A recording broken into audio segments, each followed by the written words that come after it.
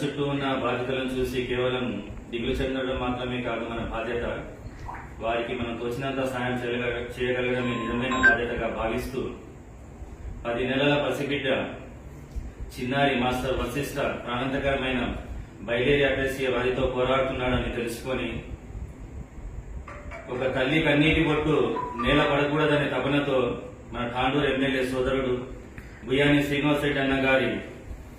విజ్ఞప్తి మేరకు private school association ఒక అడుగు ముందుకేసి ఈ చిన్నారి ప్రాణాలను కాపాడాలనే ఒక సంకల్పాన్ని తీసుకున్నాం. సమాజంలో మానవత్వం మర్చిపోకూడదనే ఉద్దేశంతో ఆ తల్లిదండ్రులు పడుతున్నటువంటి ఆవేదనను చెల్లించిపోయి తాండూరులోని ప్రైవేట్ స్కూల్స్ ప్రతి విద్యా సంస్థ కూడా ముందుకొచ్చి తమ యొక్క సాయాన్ని అందించడం జరిగింది.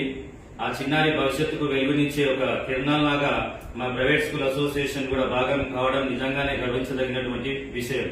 ఈ రోజు ప్రైవేట్ స్కూల్ అసోసియేషన్ ఆధ్వర్యంలో మాస్టర్ వశిష్ఠకు 1 లక్ష రూపాయలు అసోసియేషన్ ద్వారా వారి తల్లిదండ్రులకు అందించడం జరిగింది. ఇలాంటి వ్యక్తులు బాధల్లో ఉన్నప్పుడు, మనలాంటి గుండెలు కడిగినప్పుడు, ఆ కన్నీటి వెనుక ఉన్న బాధని మనం తెలుసుకున్నప్పుడు, వారి కోసం సాయం చేయగలిగిన చేతులు ముందుకు వచ్చినప్పుడు అదే నిజమైన మానవత్వంగా భావిస్తూ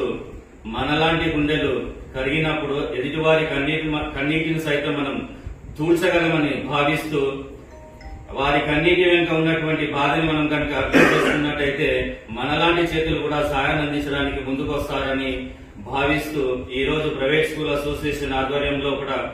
ఏదైతే సాయం మేము అందించామో అది మా సాయం మాత్రమే కాకుండా